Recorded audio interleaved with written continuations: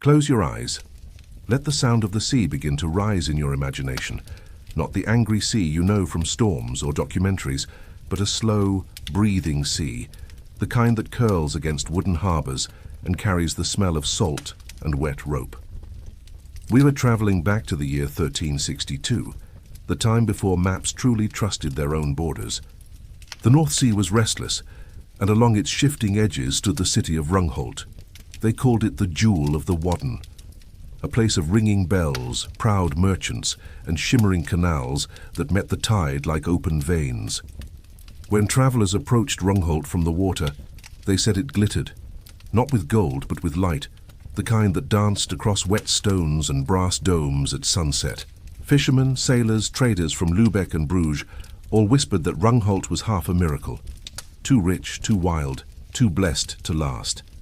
But for now, everything seems calm.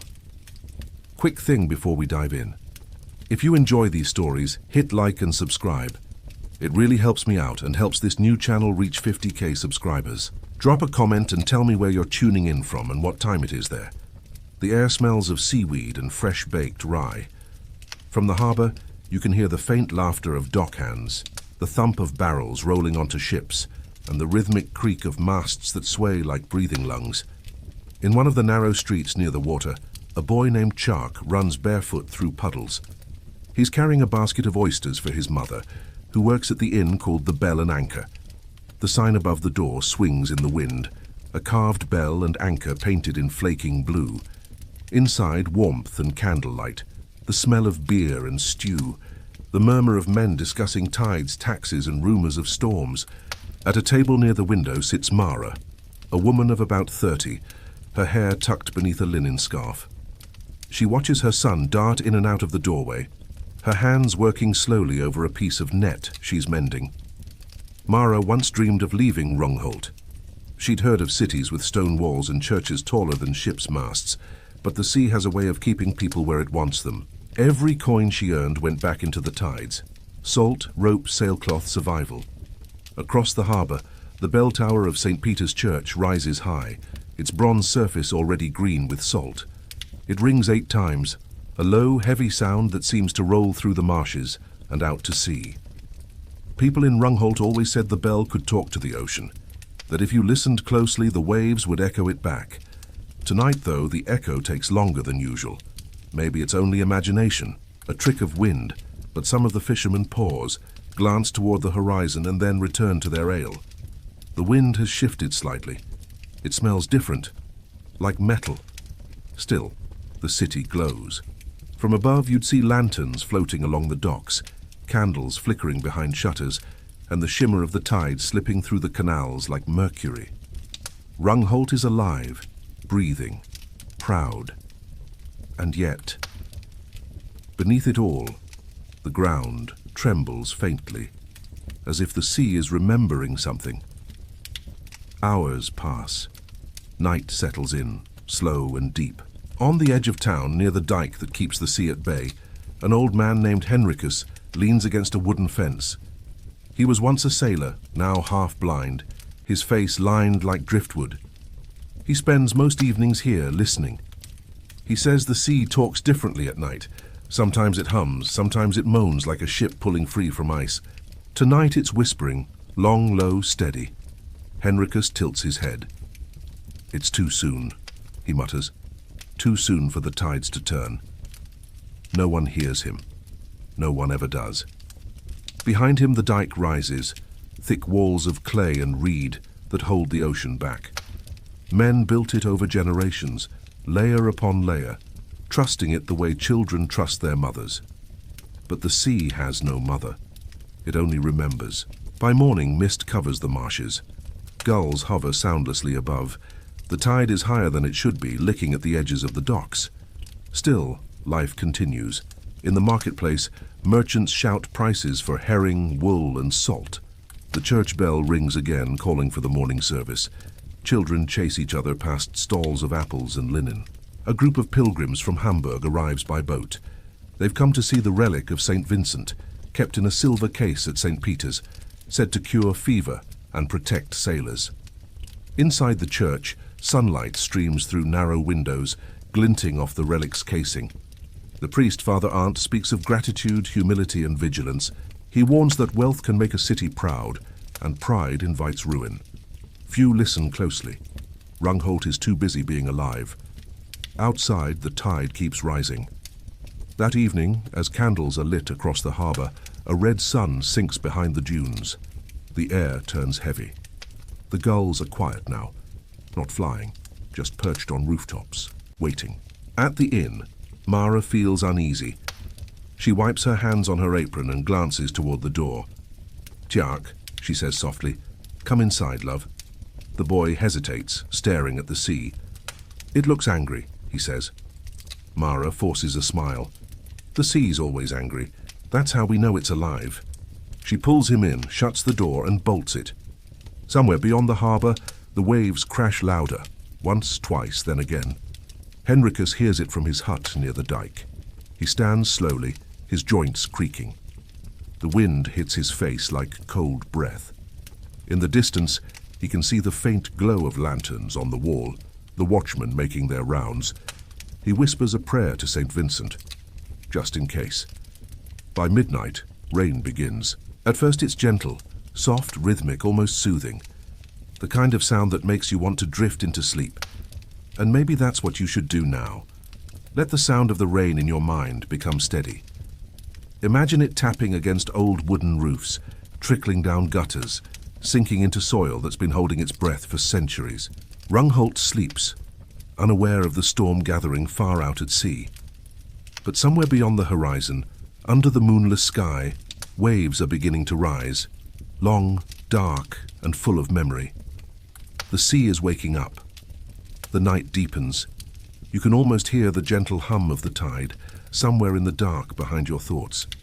It moves like breathing, slow, patient, eternal. Out at sea, the wind is shifting again. It's coming from the northwest now, sharp and cold, tasting faintly of iron and rain. But here in Rungholt, the people still sleep. The lamps have burned down. The harbour dogs curl against barrels for warmth. The watchmen yawn, stamping their feet against the chill. Somewhere near the edge of town, a gull screams, once, long and shrill, then nothing. Just silence, a silence so wide it seems to stretch from the dikes to the dunes. Henricus, the old sailor, sits awake in his hut. He hasn't slept since the rain began. His hands rest on his knees, feeling the faint trembling under the earth. He whispers to himself, "It's not thunder, it's the deep moving." He lights a small oil lamp. The flame shivers, guttering sideways in the draught that slips through the cracks. Outside, the mist thickens. It's heavy, the kind that clings to everything, making the world feel smaller. The sea is only a few hundred paces from his door, but tonight he can't see it. He can only feel it, a pressure like something breathing just beyond sight. He thinks of the stories the old sailors used to tell, about the Nordsee Geist, the sea spirit that rose once every century to claim what humans had stolen from its floor. He laughs softly, a dry sound. "Old tales," he mutters, "just old tales." But when the next gust of wind hits, he hears something carried within it, a note, low and long, almost like the bell of St. Peter's, only deeper. He sets the lamp down, listening. It comes again, a distant sound of metal striking metal, like chains, like anchors being pulled from the deep. Morning comes grey. No sunrise, only a wall of mist and a dull, colourless sky. The people of Rungholt wake slowly, confused. The air smells strange, thick, briny and electric. The water in the wells tastes of salt. At the market, the merchants grumble. The fishmongers lay out yesterday's catch, still wet and glistening. But there are fewer buyers than usual. Everyone keeps glancing at the harbour. The tide hasn't gone out. Normally by this hour the mudflats would be showing. Dark stretches of sand and seaweed where the gulls peck and children search for shells. But now the water sits high, licking at the pier steps, restless. Father Arndt walks the main street with his cloak drawn tight. His sandals slap against the damp cobbles. He greets the townsfolk with calm words, but even he feels uneasy. The bells ring for morning mass and their echoes sound wrong, thicker, slower, as though swallowed by the fog. Inside the church, the air is cold. The candles burn low. The faithful murmur their prayers, but the rhythm falters. Halfway through the service, a loud creak echoes from the roof, wood shifting under moisture. Everyone looks up. Father Arndt pauses, smiles gently and continues reading from the Book of Psalms. But he too feels it now, the vibration underfoot. Subtle, like a heart beginning to race. At the harbour, men are gathering. The shipmasters, fishermen and dockhands stand staring out to sea. The horizon is gone. The mist has devoured it. One of them, a broad man named Ike, spits into the water. "Never seen her sit this high," he says. Another man, thin and nervous, points toward the north. "Listen." They all do. The wind is humming, not whistling, not roaring, just humming. A long, continuous tone that seems to come from nowhere and everywhere. It vibrates in their ribs, in the masts, in the barrels, in the bones of the pier. A child nearby begins to cry. Ike frowns, pats the boy's shoulder. "It's all right, lad, it's just the sea talking." But the sea doesn't talk like this. Mara stands outside the Bell and Anchor, with her hands folded in her apron.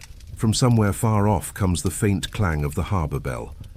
Once, twice, then again. It's the signal for high tide, but the sound doesn't fade like it should. It keeps echoing, bouncing off the fog until it feels like the whole town is ringing. Tjark covers his ears. "Make it stop," he whispers. Mara bends down, smoothing his hair. "It's only the bell, love." But she's lying. She knows it's not. The sound is deeper now, layered, like the bell is being answered from beneath the sea. Evening again. The rain returns, heavier this time. Thick drops, slow and steady, hitting roofs and barrels and faces turned upward in confusion. Henricus lights his second lamp. The first one has burned out.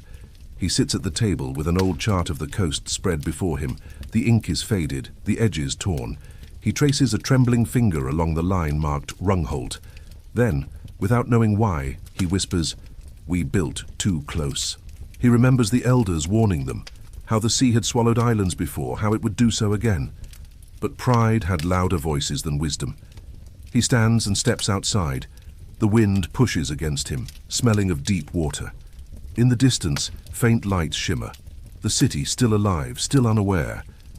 And far beyond that he sees lightning. Not the quick flash of a summer storm, but a slow rolling glow beneath the clouds, as if something enormous were moving under the surface. He drops to his knees, the mud cold beneath him. "St. Vincent, hold the wall," he whispers.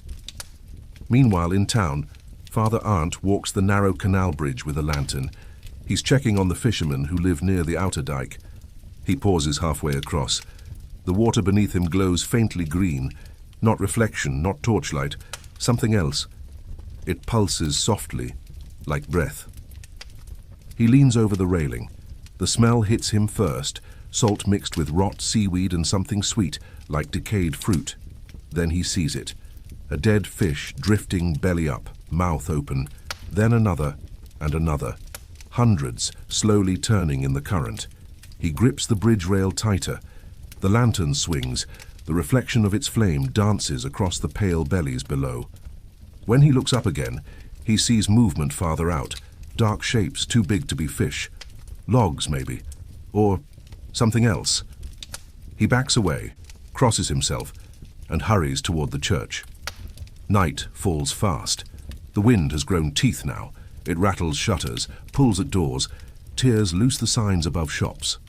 Mara bars the windows. Tjark sits by the hearth, watching the fire flicker. "Will the sea come here?" he asks. She forces a calm tone. "The dike will keep us safe, it always does." But outside she can hear it now, the deep, slow roar beyond the fields. Not waves, something heavier. The sound of water piling against something that wants to break. Henricus is already on the dike. The watchmen have gathered there, their torches bending in the wind. The old sailor shouts over the storm, "The tide's not turning, she's rising." One of the men laughs nervously. But Henricus points to the sea. "Look at her eyes." And they all see it. The faint green glow moving beneath the black surface, swirling like breath. Then for the first time that night the sea retreats, a long, deep pull, dragging sand and stone with it. Silence. Then a roar. A wall of water rushing back, faster than sound, carrying the weight of the entire horizon. It crashes against the outer dike. The ground trembles. The torches go out. Back in town, The bells begin to ring, not from human hands. The vibration itself sets them off, deep, dissonant, mournful. Mara grabs Tjark. "We're going to the church." Outside, the rain hits like knives. Water already runs down the street, swirling around her ankles. The sky flickers white with lightning, showing glimpses of the harbour. Ships torn from their moorings, barrels spinning, animals running wild. She sees Father Arndt ahead, waving people towards St. Peter's. "To the tower," he shouts. "Climb high." They run. The ground shakes again. Behind them a sound like thunder, only lower, closer. The sound of something breaking. The outer dike has failed. He turns and runs, his lungs burning. "Rungholt," he cries. "Rungholt, she's coming!" But his voice is drowned by the wind. And yet, for a few heartbeats, everything is still.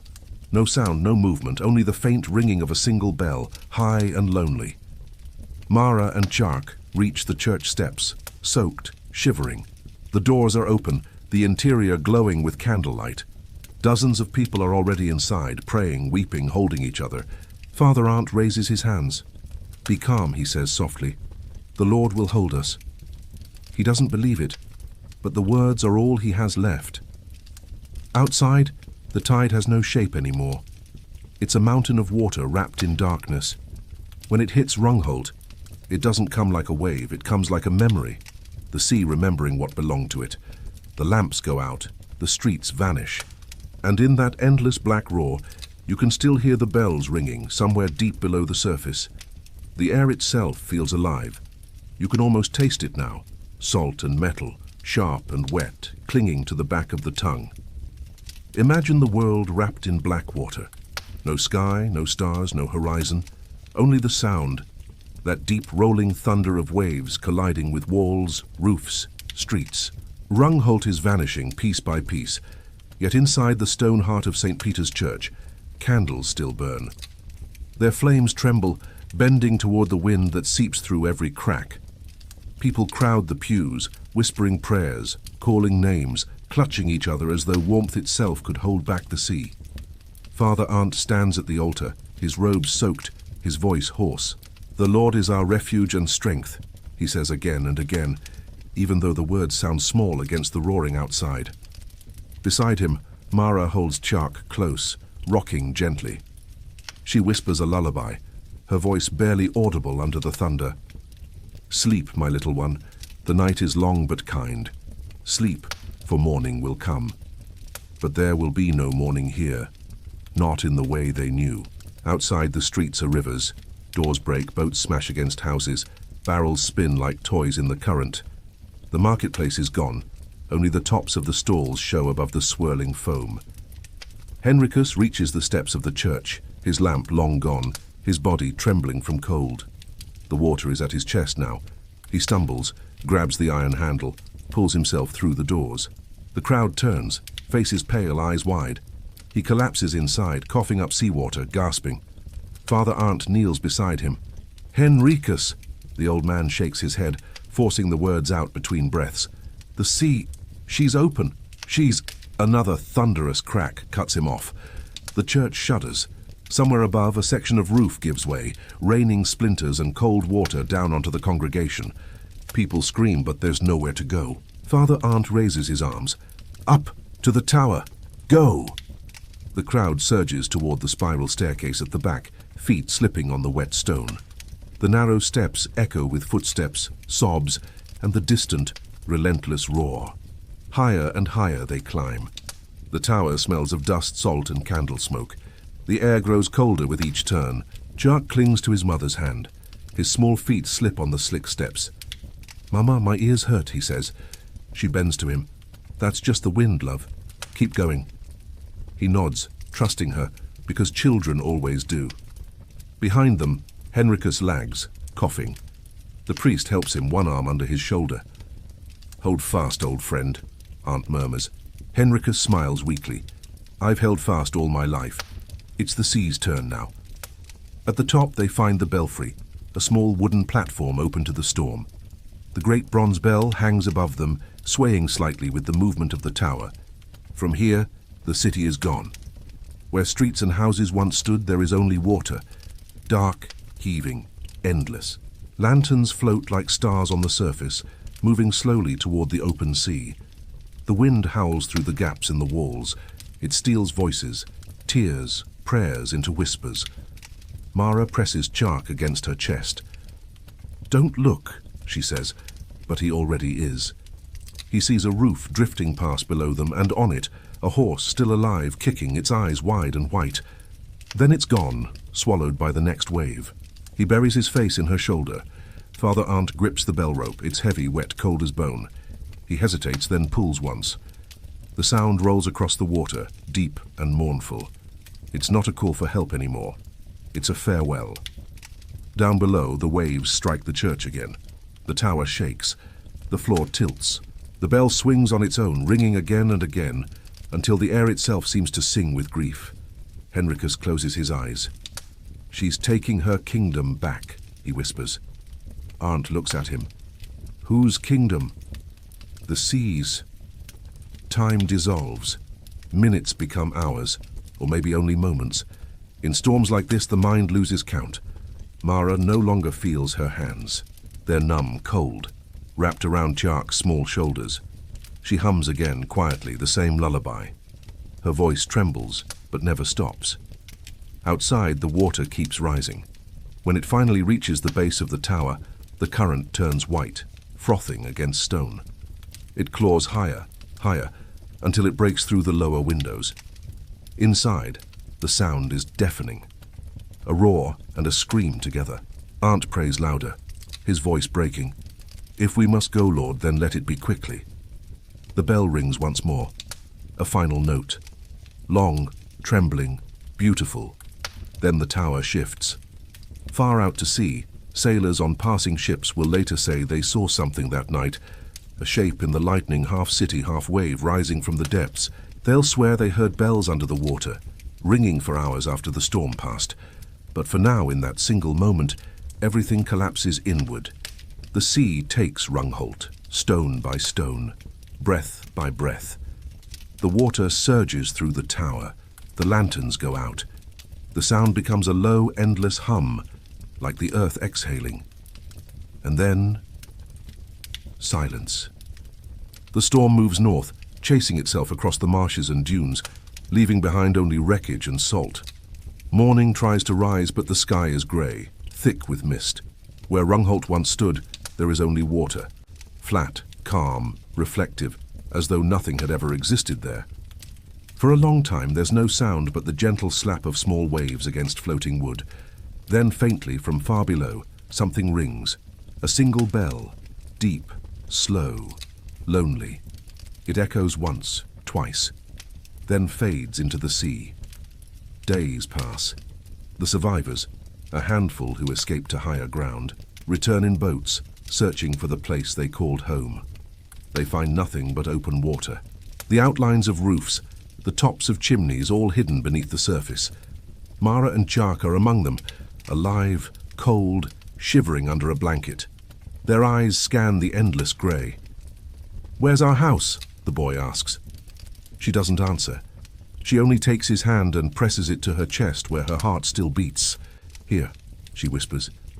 "It's here." Father Arndt stands at the bow of another boat, silent. The sea is smooth as glass. He drops a small cross into the water. It sinks slowly, disappearing into green darkness. Behind him, Henricus sits wrapped in a cloak. He stares at the waves. "Listen," he says. They all fall quiet. At first, there's only the lapping of the tide. Then, a faint rhythm, almost like words carried on the current. Arndt frowns. "What is it?"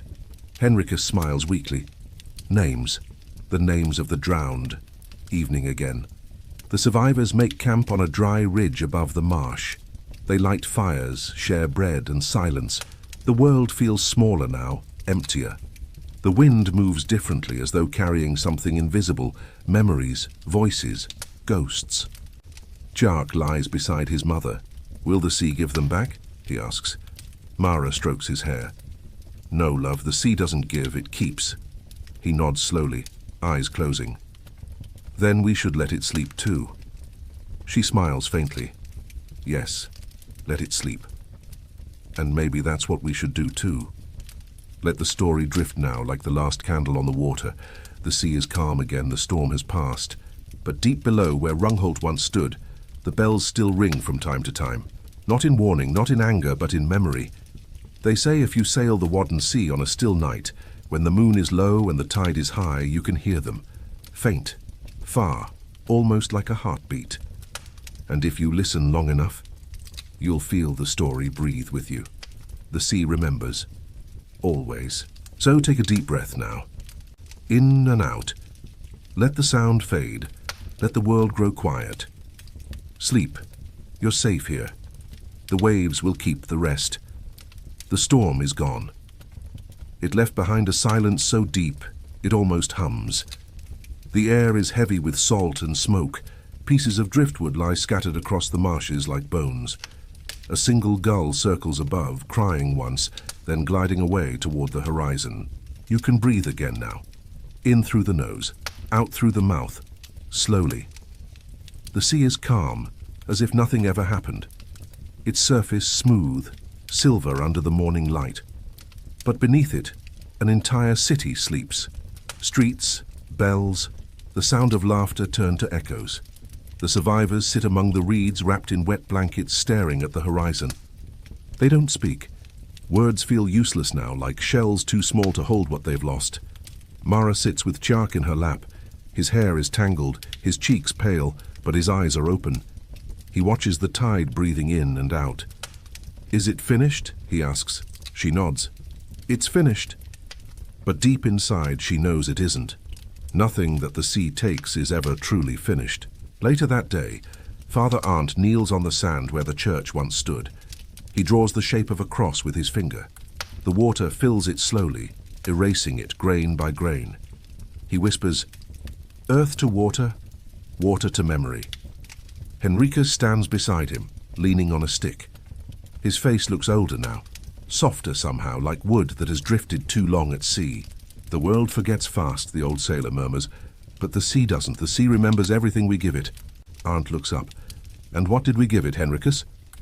The old man's eyes shine faintly. Too much pride, too much noise. He glances at the endless water. Maybe now it can sleep. That night the wind dies completely. The air feels thick and still, as though the world is holding its breath. Mara sits by a small fire, humming softly. Tjark is asleep beside her, wrapped in a cloak that smells faintly of smoke and brine. She stares into the flames, seeing shapes there. Towers, windows, the faint outline of St. Peter's bell swinging in silence. She closes her eyes. In her mind, she walks the streets again. The smell of bread and tar, the sound of gulls, the rhythm of oars against water. People calling to one another, laughter spilling from taverns, the soft clang of coins in the market. For a moment, it's all still there. And then it fades, like a tide pulling memory back into the deep. She opens her eyes. The fire crackles softly. By dawn, the survivors begin to build small shelters. They gather driftwood, reeds, whatever the sea has left them. A few boats are repaired. Nets are mended. Life, stubborn and quiet, begins again. Father Arndt keeps a journal. Each morning he writes the same sentence at the top of the page. "The sea took Rungholt, but not our breath."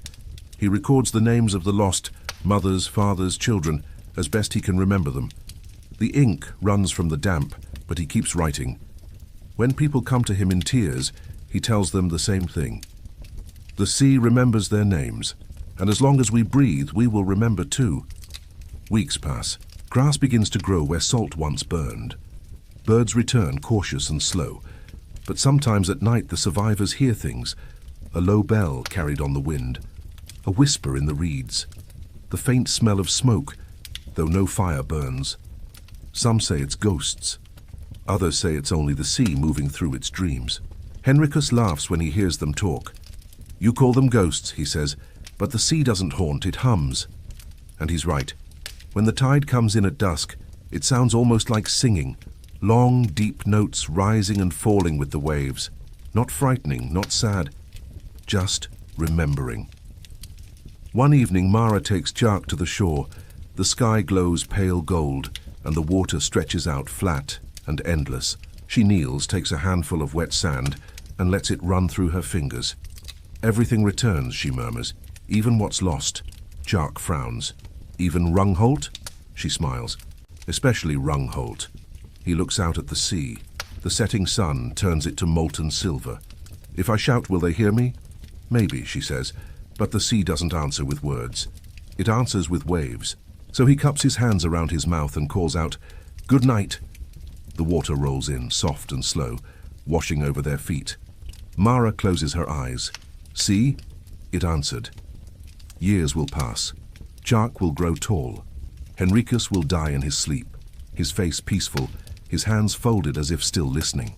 Father Arndt will continue to write until the pages run out, and then he'll carve the names of the lost into driftwood, setting each piece afloat with a prayer. And Mara, she will stay. She'll live in a small hut near the shore, tending to the nets, lighting a lamp every night before sleep. Sometimes she'll wake in the dark and hear the bells ringing faintly through her dreams. She'll smile, turn over and whisper, "I hear you," because she does. Centuries later, sailors still tell the story. They speak of a city swallowed by the sea in a single night, of its wealth, its pride, its music. They say that on still evenings, when the tide is low, the ruins rise just beneath the surface, the tops of towers, the shapes of windows, the glint of bronze bells. But those who sail too close claim to hear voices, not crying, not pleading, just whispering, names, songs, old prayers carried by the tide. Historians will search, dredging the sands, finding shards of pottery, coins and stone. They'll argue about dates and maps and causes, but none of them will ever capture what the survivors knew, that the sea doesn't destroy, it transforms. Rungholt isn't gone, it's sleeping. So now as you lie there listening, let the image of that sleeping city drift through your mind. See it beneath the water, roofs covered in moss, doorways glowing faintly, the bells swaying in slow rhythm with the tide. Every wave that reaches the shore carries a story. Every story is a breath, and every breath returns to the sea. Take one now, in and out. Let your body sink into calm. Let your thoughts slow like silt settling on the ocean floor. The story is still breathing down there. It doesn't need words anymore, only silence. And in that silence, you can finally rest. Sleep well, dream deep, and when you wake, remember, the sea keeps its stories safe. It always has. Night settles without edges. Between the marsh reeds and the open sea, the air hangs with a softness that feels like cloth.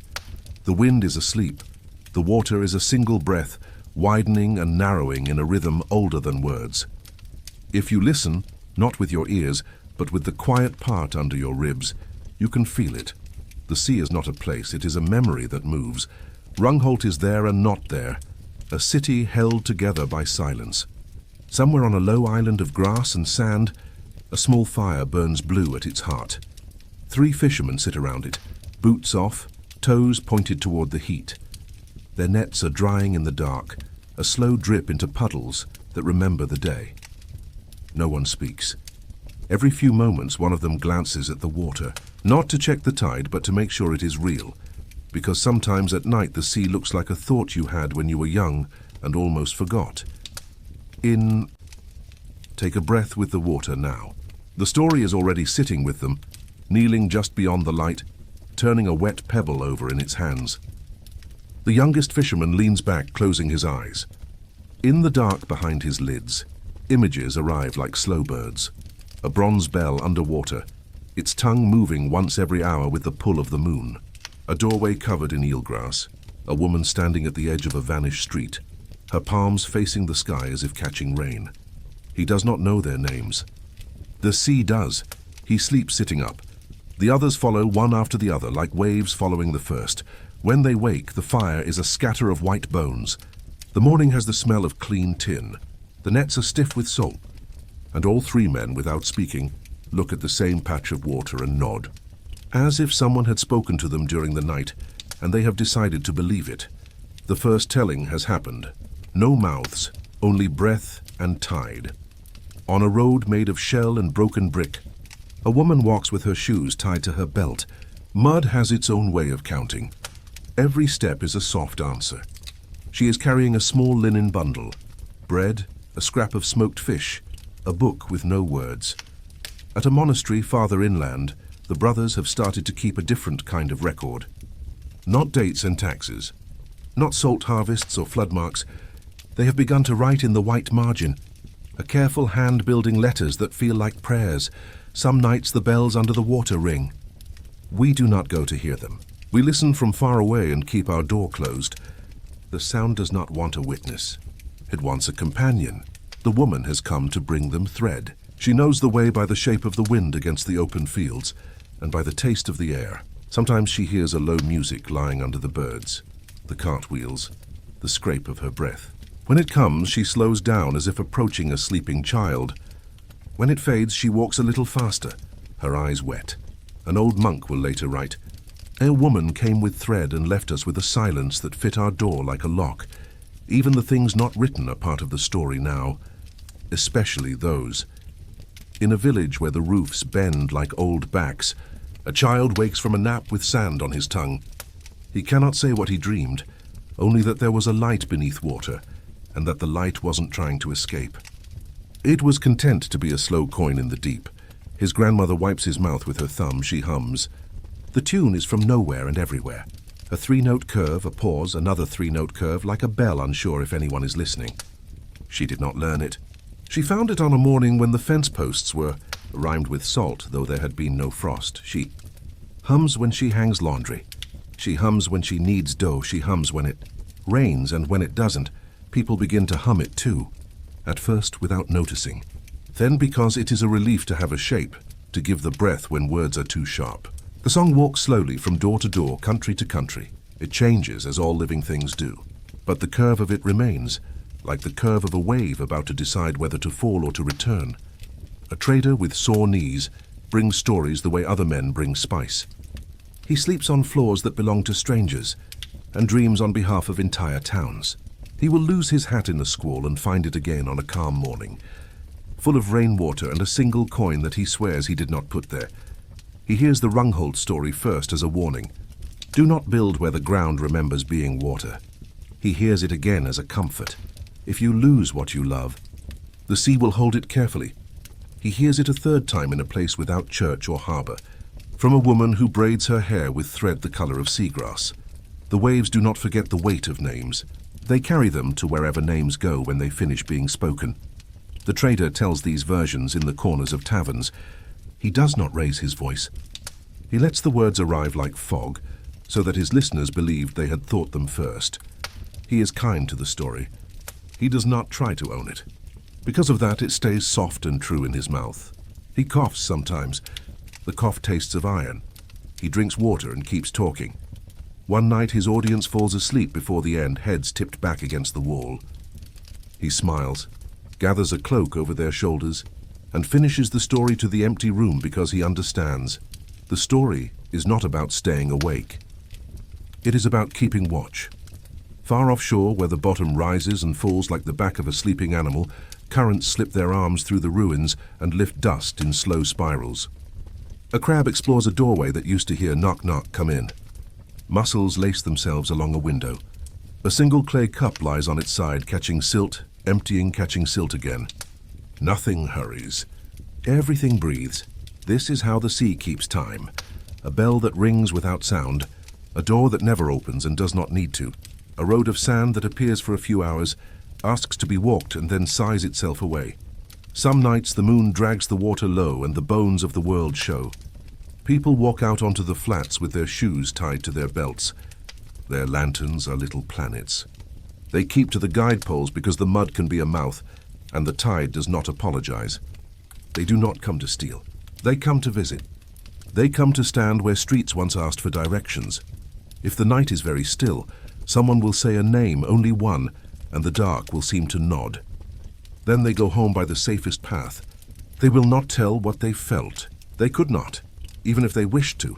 Some things must remain under the water to be true. Breathe now. Slowly in, the shore widening inside your chest.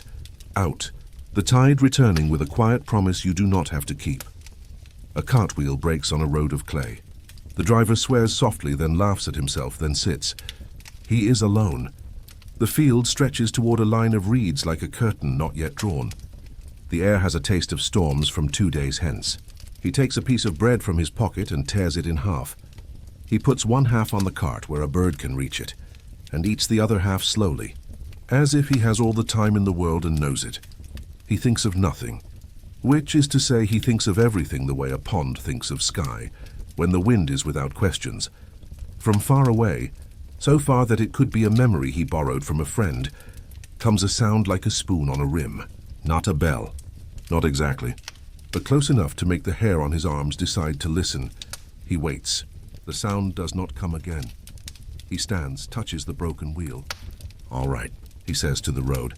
"I will go a little slower." The road accepts this wisdom as if it had offered it first.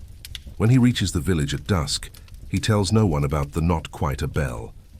He simply sleeps with his hands open, palms up, a small wordless gratitude cooling against them like water.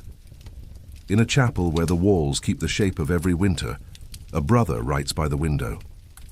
He has learned to make ink that remembers dusk. If you open the book at midnight, the letters feel warm, as if the page had a pulse. "We thought the world would forget Rungholt," he writes, "because the world forgets so quickly what does not insist upon itself. But we were wrong. The story has learned to move like water, finding the low places, patient, unafraid, wearing stone into soft promises. Children sing a tune without knowing why. Old women wash steps that are no longer there. Men stand on the dike and take off their hats without remembering to. This is not haunting. This is tending." He places a dot at the end of the sentence, though the thought has not ended. He closes the book and the room keeps writing without him in a language the lungs know. 2 boats pass in fog. The sailors do not see each other but feel the wake when it arrives. A small lift, a small letting go. One calls out, and the fog returns his name to him in a slightly different voice. A vowel widened, a consonant softened. He smiles corrected. He calls the new name back to the air as if agreeing to be who the sea thinks he is. Later, he will say he met a friend, though he could not say whether his friend had a face. He will sleep with his cheek against the deck, and wake with a curve of salt across his skin that looks like handwriting. Sometimes the story wears a warning again. Sharp and bright as a shard of glass on the beach. Do not trade patience for pride. Sometimes it becomes a mothering. If you are taken, let yourself be held. Sometimes it drops all meaning and simply floats. A piece of driftwood whose shape is perfect for the hand that needs it. Meaning is a tide. It arrives, it retreats, it returns in another mood. The shore just breathes. A boy stands at the exact edge where land has decided to stop pretending. He closes one eye and lines the other up with the horizon. He whispers his name to the place where the sky teaches the sea to be blue. Then he whispers the name of someone he has not met yet. He does not know why he chooses that second name. He only knows the wind belongs to it. Years from now he will hear that name on a road of shell and broken brick. He will turn before the voice speaks. He will say yes, though no question was asked. He will have been answering since the afternoon when he spoke to the horizon, and the horizon promised to remember. Take another breath. Let the air go in like a tide filling a shallow bay. Let it go out like the same tide discovering it was always welcome to return. It is said that once a man found a bell on the flats. Not the whole bell, only the crown, the iron loop where the rope had lived. He tied it to the mast of his boat and did not speak for 3 days. On the 4th day he told his sister, "It isn't sad." She nodded as if he had given her bread. In winter the loop made a sound like frost learning to be glass. In summer it clicked faintly when insects landed. Children ran their fingers through it for luck, and then forgot why they felt so brave. When the man died, his sister set the loop on a post near the water. The sea did not take it for a long time.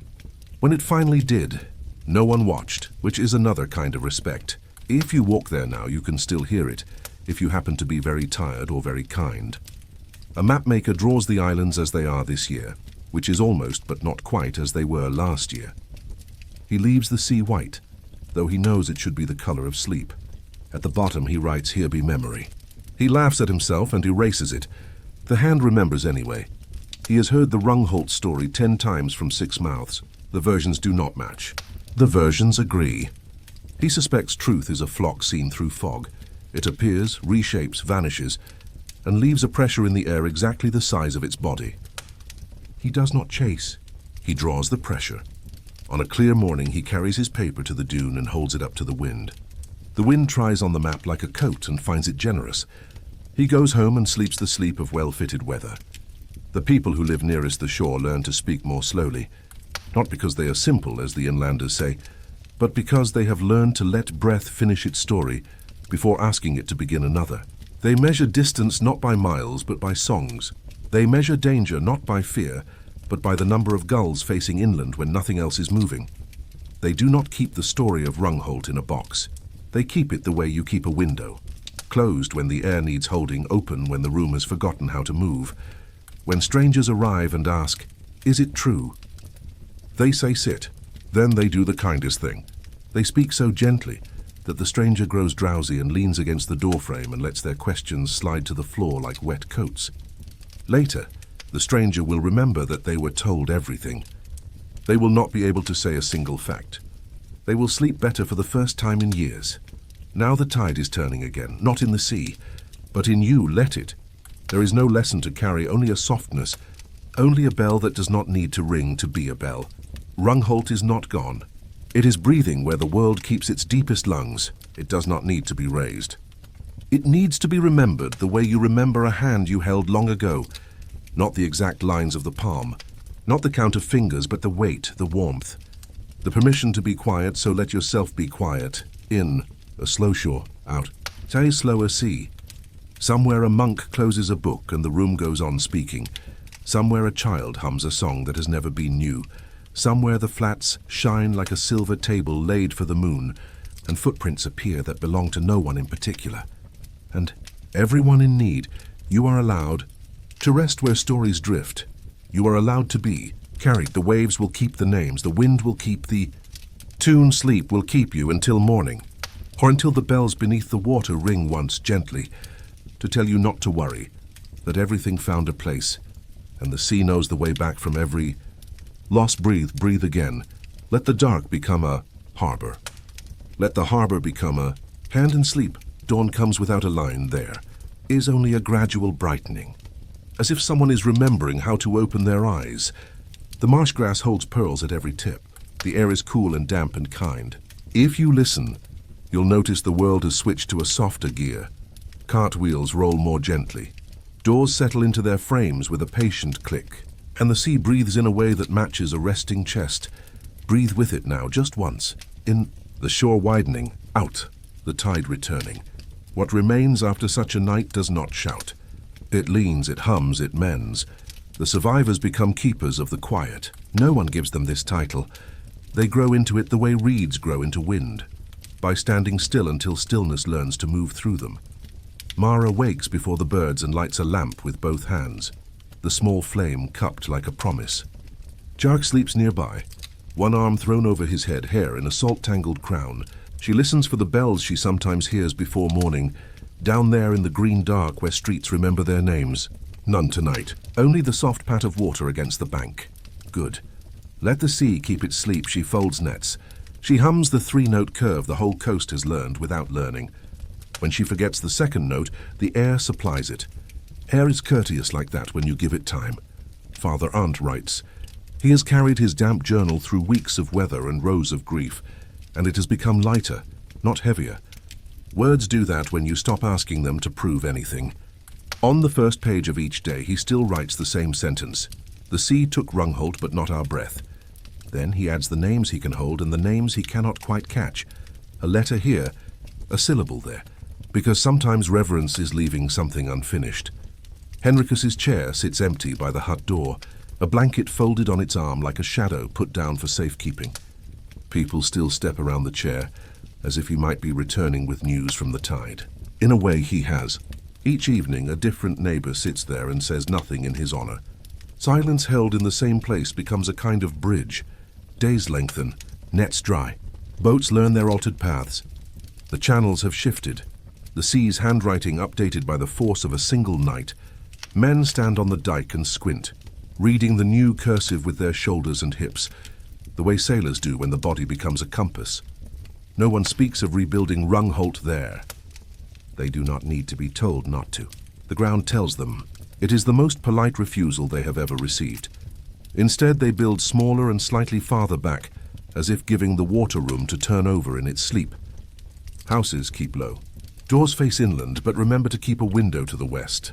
Every home keeps a hook by the door where a rope can live. Every child learns the hum before their letters. At evening, lamps appear in a soft scatter, neither proud nor timid. The field stars answering the sky stars, without argument, without hurry. From a distance, it looks like the world beginning again, in a language both old and merciful. The first pilgrims arrive when the barley is tall enough to hesitate in the wind. They do not call themselves pilgrims. They are just people who were already walking and discovered by chance that their feet like the idea of a shore. A woman brings a loaf of yesterday's bread, not to leave but to eat slowly while looking at water. A man brings a story he has told too many times and lets the tide rinse it. A boy brings no questions and goes home with a handful of silence he will keep in a pocket until it becomes courage. Mara greets them with her lamp. She does not guide them to any single spot. She points at the whole horizon as if to say, choose a good breath. Some sit, some stand. Some keep walking because motion is their prayer. All leave with their shoulders lower and their eyes less busy. Tjark ties small bundles of dried seagrass to driftwood posts along the path. He does not name them offerings. He calls them reminders. The wind approves and strokes them as if smoothing the hair of a child who has done something thoughtful without seeking praise. Father Arndt begins a second book, which is not a book at all but a series of letters he never sends. Each one begins, Dear Rungholt, and then says exactly what the day had to say. Dear Rungholt, today, a man lost his hat to a gust and laughed before he reached for it. You would have liked that. The hat was brown. Laughter is brighter than brown and therefore easier to keep in the dark. He stacks the letters in a wooden box. He tells no one. It is a secret he keeps with the tide. Secrets kept for the sake of tenderness do not sour. They turn into polished stones. Inland, the story grows its soft legs. Monks copy the margins where earlier brothers wrote that the bells underwater ring. They add their own lines. There is no need to listen at the shore. Listening can be done anywhere, provided your back is against something that remembers you. A tree is good. A wall is fine if a tree cannot be had. Even a friend if both of you agree to be still without trying to repair each other. A parchment carries this advice to a place where no one has seen the sea. It does not matter. The air there still understands. The bells are a shape of attention, not a material. People begin to hear them in wheat, in snowmelt, in the slow hinge of winter opening. The song with the three-note curve becomes a thread in other songs. You hear it in fields where scythes rise and fall. You hear it in the creak that a barn door makes after being kind to the same hands for 30 years. You hear it when someone pours water for someone else, and neither of them thank the other because the act is older than gratitude. And so Rungholt becomes less a place and more a permission to slow, to set down, to be carried without apology. One moon-low night, the flats appear like a road the sea drew for its own feet. Guided by poles and patience, a small group walks out carefully. Mara, Tjark, Father Arndt, and two others whose names do not need to be written to be true. The mud holds them lightly, the way a memory holds the weight of a name. They stop where the guide pole leans, as if listening with its shoulder. No one talks. Lanterns breathe. The sky leans so close that the stars seem to choose them. Underfoot, the ground is firm, then less firm, then firm again. A ripple moves under the surface like a fish, deciding that this is not the time to be seen. The smell is salt and iron, and something sweet that might be kelp or might be an old orchard dreaming of bloom. Here, Father Arndt whispers, and he does not point. Places that have learned to sleep do not like fingers. Mara kneels and presses her palm to the wet skin of the world. After a while, no clock, no counting, she lifts her hand and kisses the print she leaves. The gesture is not invented. It is discovered. Tjark watches and copies, small hand to large earth, kiss to palm, a boy apprenticing himself to gentleness. The two strangers look away, not from shame, but from respect, as if an intimate door had opened. And they are standing in the hall so the house can speak uninterrupted. On their way back, the tide begins to rise, not a threat, just a reminder. They walk more slowly, as if to show they have understood. The sea approves by not hurrying them. That night they sleep with their faces turned slightly to the west. Dreams go there to be watered. Years settle like silt. Tjark grows into his height the way a mast grows into wind, upright not by stubbornness, but by acquaintance. He learns every channel's new thought, and lets the boat think with him. He speaks seldom and laughs easily, the best combination for a man who wants to hear the sea on good terms. Mara's hair takes on moonlight even at noon. She moves more slowly, but slowness on her looks like skill. When she forgets where she set a knife, the knife waits. When she drops a stitch, the stitch forgives and returns. When she lights the lamp, the flame rises as if greeting a friend who always arrives exactly when she should. Father Arndt's hands shake, so his writing becomes wider, and his letters begin to breathe more. On the last page of his journal he writes, "The story has learned to walk without me." Then, as if remembering a child's cloak left on a fence, he adds, "But I will keep the hook by the door in case." He dies on a clear morning. The book closes itself after the wind turns the last page. The room does not go quiet, it hums. Everyone who enters removes their hat without needing to be told why. They bury him on a small rise where the grass knows the old footsteps by heart. No long speech. Tjark hums the three-note curve once. The wind adds the second time. The sea refuses to make it a third, because restraint is also a blessing. Mara lays a flat stone on the mound a palm's weight and says, "Enough." Enough means complete when you say it tenderly. Sometimes storms still come. That is their job, but the people have learned not to stand on thresholds arguing with weather. They close what should be closed, open what should be open. Lower sails, lift children, and let the world be larger than plans. Afterward, they count by hands and by neighbors, not by roofs. Nobody shouts at the sky. It would be like shouting at a door for being a door.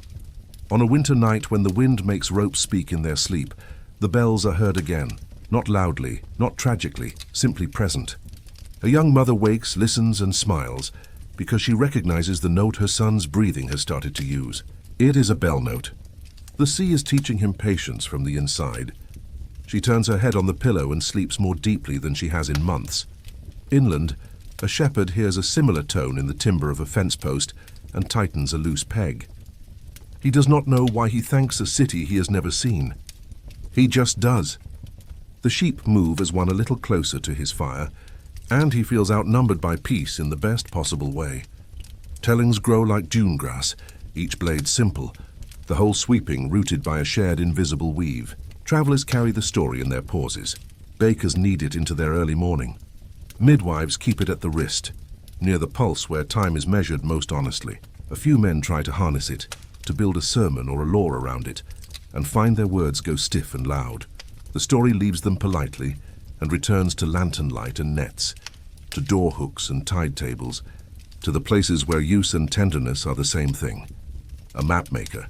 Alder now draws the coast with more space than line. In the white he writes nothing. He has learned that a blank can be an act of accuracy.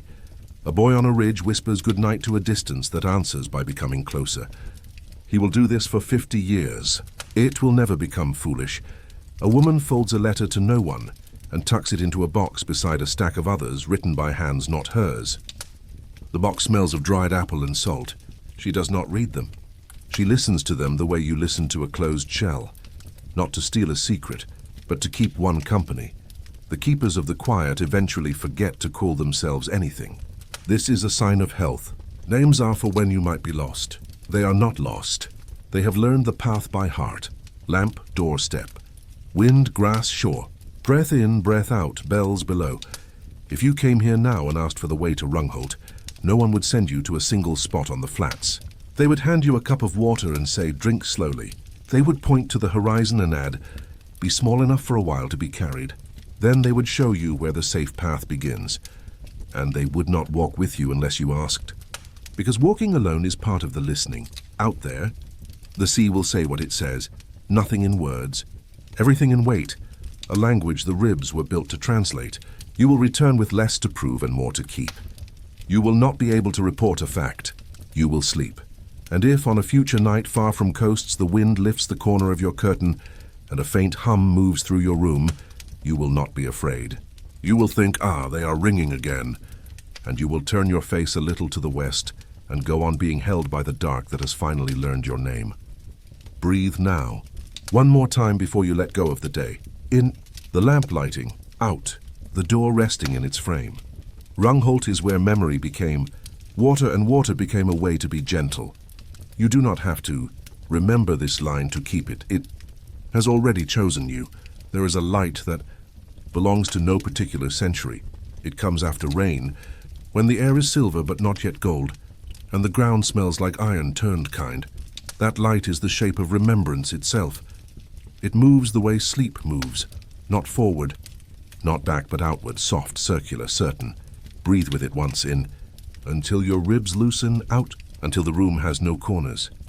Somewhere beneath that light the water lies so still that clouds mistake it for sky and linger, surprised. The difference between heaven and reflection is thin here. Even angels would have to whisper to pass through it. If you stood there, you would hear nothing at first. Then slowly, you'd begin to notice the world exhaling. Reeds ticking against one another, the far tremor of sand shifting under its own memory. And lower still, beneath the tide's steady heartbeat, the almost music of bells, too faint for sound, too real for silence. The sea is remembering again. Centuries no longer stand in lines. They sit in circles. Fishermen from times that never met rest their elbows on the same invisible table. Their nets are made of different fibers, but all of them smell faintly of dusk. The stories they tell drift together like candle smoke. A mother lighting a lamp for a son who has not yet been born. A church tower still ringing when no one remains to pull the rope. A city that learned how to sleep without walls. Each voice pauses so another can begin, but none of them start or end. They simply trade breaths. To listen here is to float. The world above water keeps changing its language. Ships trade square sails for canvas wings. Maps forget their dragons. Compasses decide that patience is a direction. But under the surface, the story of Rungholt stays whole, humming like a chord that does not need tuning. Every now and then a diver descends, and his bubbles carry whispers upward. Fragments of tile, a bronze nail, a cup that still smells of bread. When he surfaces, the sky looks older and gentler, as if it had been waiting for the right moment to resume its light. He will tell others what he saw. They will nod, half believing. Yet that night, when the house creaks in its sleep, they will hear a tone between the boards, a low pulse that sounds suspiciously like the sea spelling their names, one syllable at a time.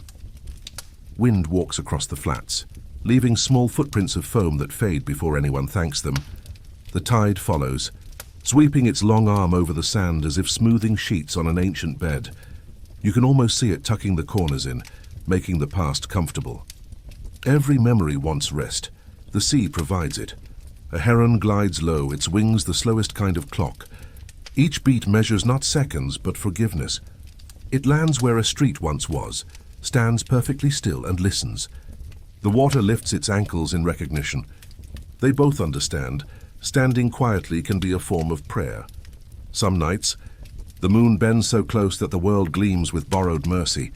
Those who walk then, sailors between voyages, children who refuse to sleep, swear they see shapes moving under the skin of the tide. They call them ghosts, but the sea calls them guests. No one is unwelcome here who arrives softly. If you dip your hand, the water will cool your pulse to the same rhythm it uses for bells. You'll feel them deep down. Not as sound, but as balance, a reminder that everything fallen can still keep time breathe. Again, let the air slide in like a small tide through reeds, and let it leave without needing a reason. Somewhere inland, an old map curls in a drawer. The ink that once wrote Rungholt has faded to the color of clouds. That is the map's way of bowing. The name doesn't need to stand anymore. It has already learned to float. In another place, a child traces a finger through sand at the edge of a puddle and draws a circle. The puddle is only rainwater, but the gesture is perfect. Water, hand, memory, all meeting at their gentlest points. The circle fills, overflows, erases itself. The child laughs, not knowing that this is the whole story retold in a single breath. Far below, the bells rest in silt, mouths open. Small fish drift through them like silver prayers. Each current touches them lightly, and for an instant the metal hums. The sound doesn't rise. It stays where it belongs, turning slowly inside the dark. Feeding light to what has none. If you could see it, you would understand nothing is truly lost, only translated. And so the sea keeps teaching the world to breathe slower. Villages learn, nations forget and learn again. Every era finds its own flood and its own calm after. The secret is the same. Stand where the water touches the land, and remember you are both. The sky darkens now. The last light folds into the horizon like a letter being sealed. Listen. Somewhere between your heartbeat and the next wave's breath, a voice that is not a voice whispers the oldest lullaby. Everything returns. Everything rests. Everything is held. Let that be enough. In the hush before tide, out, the warmth left behind. Sleep now. The story will keep itself until morning. There comes a time when even memory grows quiet. The wind folds its wings and stands still above the flats. The moon hangs low, round as a listening ear. The tide waits a little longer than usual before turning, as if reluctant to leave. If you stand here now, you can feel the hush that follows a long story. It isn't emptiness, it's fullness that has decided to stop speaking. Breathe in that hush, let it fill the E. Small rooms inside your chest, let it smooth the sharp edges of the day. You don't need to hold it. It will hold you. Out on the water, nothing moves quickly. A boat without oars drifts, guided only by the invisible handwriting of currents. Its lantern throws a trembling path across the surface, and the sea accepts it the way an old hand accepts light through skin. Inside the boat sits a single figure, wrapped in a coat, eyes half closed. He is no one in particular. Perhaps a fisherman, perhaps a monk, perhaps you in a dream. You have not dreamed yet. He listens. The sound that reaches. Him is not a voice and not a song. It is what remains when both have finished. A pulse so slow that it becomes silence disguised as music. He smiles. He has found what the centuries have been trying to say, that peace is not the absence of motion, but motion that no longer argues with itself. On shore, the reeds sway once and freeze, glass still in the moonlight. Between them, faint footprints appear, small, round, perfectly spaced, as if someone is walking without weight. They go toward the water, then fade where the sand darkens. The sea receives them with the tenderness of recognition. You could call it Rungholt's breath returning home, or the tide making sure that nothing has been forgotten. Somewhere far inland, a bellmaker works late. He pours molten bronze into a mold and listens to the faint hiss when metal meets air. He doesn't know why he hums a tune with 3 slow notes and a pause, but he does. The sound fits the rhythm of his breathing. When the bell cools, he tests it with a soft strike. It answers with a tone so deep that the floor trembles. Slightly, a sound the world already knows. He smiles without knowing why. When that bell hangs in its tower months later and rings for the first time, a ripple runs through fields and rivers, and all the small hidden places where water keeps memory. At the coast, gulls lift from their posts. The tide rises half a heartbeat early, then settles again. No one notices but the sea, and the sea nods. Centuries blur until time becomes a smooth tide again. Stories about Rungholt drift through languages, through lips, through lullabies. Some say the city was punished for pride. Some say it was chosen for beauty. Some say the storm never happened at all, that it was always meant to sink. Because certain places must become mirrors for the rest of the world, all of them are true enough. For truth is not a single line carved in stone. It is water, changing shape to fit the hands that cup it. Close your eyes now. Imagine the sea as a wide breathing thing, asleep under starlight. Imagine the city below, roofs covered in coral, bells polished by the passing of fish, doorways open to quiet. Imagine light drifting down from the moon, touching stone, turning it into memory's softest color. Every sound, every sigh, every name that was ever spoken there has turned into current. It moves through the world still, through clouds, through rain, through every tear that becomes ocean again. When it rains where you are, that is Rungholt remembering you. Mara's lamp still burns somewhere beyond time. Tjark's voice, grown deep, hums from the edge of dream. Father Arndt's words dissolve into the water, letter by letter, until they become the breath that keeps fish moving through. Sleep? Henricus's chair creaks faintly whenever. The wind changes direction, all are at peace, all are listening. Now, the story itself grows drowsy. It loosens its hands, it sighs. It begins to drift back to where stories are born. That calm beneath the heart where language and silence hold each other. You don't need to remember everything, only this feeling that somewhere a bell is ringing slowly inside the sea, and it is not calling anyone to hurry. It is calling everything to rest. So breathe one last time with the tide. In. A slow shimmer of light. Out. The warmth leaving gently. The water is calm, the chi. Night is safe, the city is sleeping, and you can sleep too. Let go, let yourself may. Float in the quiet. The waves will keep your dreams, where they can reach you again in the morning. Rungholt has found its peace, and now, so have you. Sleep well. Some stories end, and some dissolve. This one has chosen the latter. The sea is glass tonight. No moon. Only a pale silver that comes from nowhere and touches everything. If you lean close enough, you can see your reflection and the faint shimmer of something beneath it. Not a face. Not a city, just the pattern that breathing leaves on water. Listen, that low sound you hear is not the wind. It's the tide remembering to return. Every wave that reaches shore brings a heartbeat, borrowed from somewhere else, from a bell, from a child's hum, from a word whispered centuries ago and still traveling. All of them arrive here, soften and go out again, carrying your own breath back with them. You are part of it now. The sea does not keep count. It keeps company. So if one night you wake and cannot find sleep, think of the water beyond your walls. Picture the light sliding over it like a hand smoothing a blanket.